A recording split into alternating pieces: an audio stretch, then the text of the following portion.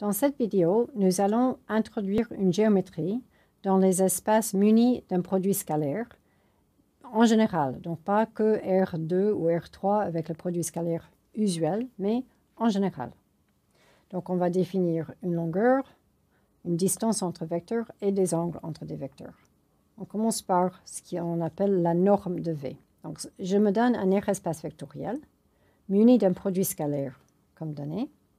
On définit la norme d'un vecteur dans V et on la dénote comme avec les doubles barres des côtés par ça. Okay? Donc c'est la racine carrée du produit scalaire du vecteur avec lui-même.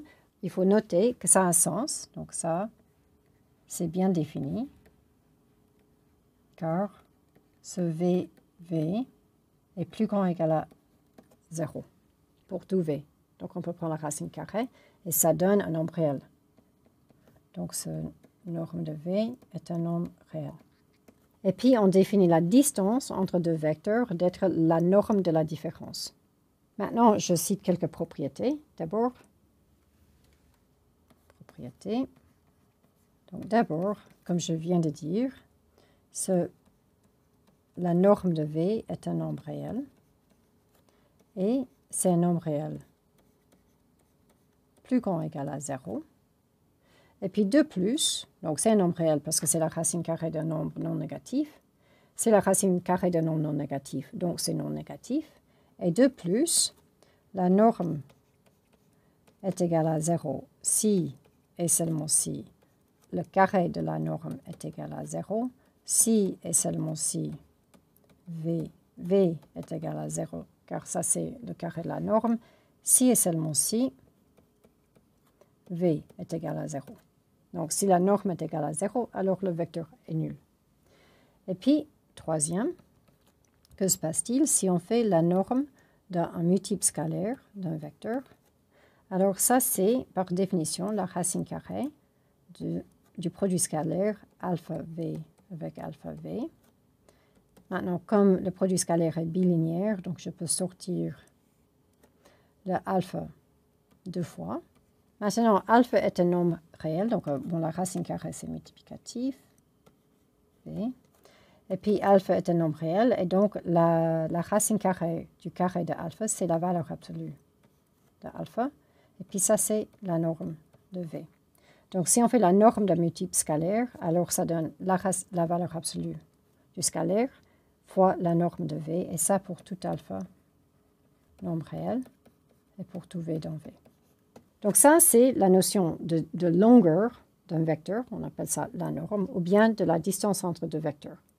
Et maintenant, que se passe-t-il si on veut essayer de faire la géométrie, plus de géométrie, c'est-à-dire on veut parler des angles entre des vecteurs. Pour ce faire, il faut démontrer l'inégalité de Cauchy-Schwarz, qui est l'inégalité suivante. Je me donne un R-espace vectoriel V, muni d'un produit scalaire, comme donné. Alors, si on fait le produit scalaire de U avec V, en valeur absolue, c'est toujours plus petit ou égal au produit des deux normes, pour tout U et V dans V. Maintenant, je vais donner la preuve. J'aime bien cette preuve. Elle a une jolie idée là-dedans. Donc, j'ai U et V des vecteurs, donc soit U et V des vecteurs dans V, et lambda, un scalaire. Alors, si on calcule lambda U plus V, lambda U plus V, par les axiomes d'un produit scalaire, on sait que ça, c'est un nombre réel plus grand ou égal à 0. Et puis, si je développe ça, ça me donne lambda au carré U plus lambda U V plus lambda V U plus V V. Et donc, comme c'est symétrique, ça c'est lambda au carré U plus 2 lambda U V plus V V. Et ça c'est un nombre réel plus grand ou égal à 0 pour tout lambda. Maintenant, considérons la fonction quadratique f de R dans R, donnée par f de x est égal à x au carré fois UU plus 2x uv plus vv. Maintenant, c'est une fonction quadratique. On sait qu'on peut représenter ça par un graphique qui est une parabole. Et puis, ça reste en dessus de l'axe des x. Donc, ça veut dire que si je fais le graphique de f, donc il y a plusieurs possibilités. Donc, peut-être f se situe entièrement là-haut et ça veut dire que c'est strictement plus grand que 0 pour tout x. Éventuellement, ça touche l'axe un petit peu. Donc, ça, c'est quand ça prendra la valeur 0.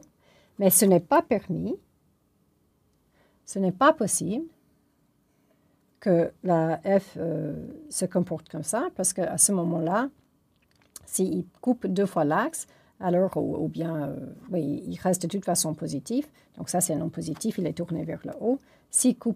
Pour qu'il coupe 2 fois l'axe, alors ça voudrait dire qu'il est des fois négatif, et ce n'est pas le cas. Donc, ça, c'est pas le cas. Okay? Donc, il reste vraiment en dessus. Donc, ça veut dire que son discriminant est égal à cette équation quadratique et au plus 0, on déduit que le discriminant est plus petit ou égal à 0, parce que c'était strictement, si c'est plus grand que 0, alors on aura 2 racines et ça veut dire qu'il coupe l'axe et il passe en dessous, ça ne va pas. Ok, bon, maintenant, pour calculer le discriminant, ici, quels sont les coefficients? Donc, ici, c'est le coefficient, donc ça, c'est le coefficient de x au carré. Le coefficient de x, c'est ce 2 fois ça. Et le terme constant, c'est ça. Donc, le discriminant de f. Et donc, c'est ça au carré. Donc, 2uv au carré moins 4 fois ça. Okay. Et puis, ça doit être au plus 0. Et maintenant, on peut conclure parce qu'on a tous les ingrédients. Donc, ici, ceci est égal à 4 uv au carré, moins 4 fois la norme de u au carré, la norme de v au carré, qui est plus petit ou égal à 0. Donc j'ai 4 fois uv au carré, plus petit ou égal à 4 fois la norme de u au carré, la norme de v au carré. Maintenant, je divise par 4, et puis j'ai uv au carré, plus petit ou égal à la norme de u au carré, la norme de v au carré. Et puis je prends les racines carrées et j'ai la valeur absolue de uv est plus petit ou égal à la norme de u fois la norme de v. Et ça, c'est ce que dit l'inégalité de Cauchy-Schwarz. Donc ça, c'est joli. J'aime bien cette démonstration où on introduit cette fonction quadratique. Maintenant, avec ça, on peut définir ce que c'est l'angle entre deux vecteurs. Maintenant, alors, je me donne de nouveau un aire espace vectoriel muni d'un produit scalaire et deux vecteurs là-dedans. On définit l'angle entre U et V d'être l'unique angle entre 0 et pi. Donc, je restreins l'intervalle où se trouve l'angle, comme ça c'est unique, tel que le cosinus de cet angle est égal à ce quotient-là. Maintenant, pourquoi ça a un sens? Donc, cette définition est bien, donc cosinus θ est bien défini, car l'inégalité de Cauchy-Schwarz implique que la valeur absolue de UV plus petit ou égal au produit des deux normes. Et donc ça implique que ce nombre UV divisé par le produit des normes en valeur absolue est plus petit ou égal à 1, donc se situe entre 1 et moins 1. Donc quand on a une valeur, un nombre réel entre moins 1 et 1, on sait qu'il existe un angle, bien plusieurs angles, tels que cette valeur-là, c'est le cosinus de l'angle. Mais comme ici, on restreint l'intervalle de θ, il existe une unique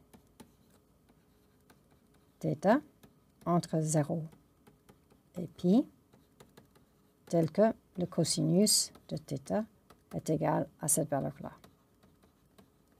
Donc, ça veut dire que dans un espace vectoriel muni d'un produit scalaire, donc quelconque, alors on peut parler de l'angle entre deux vecteurs non nuls.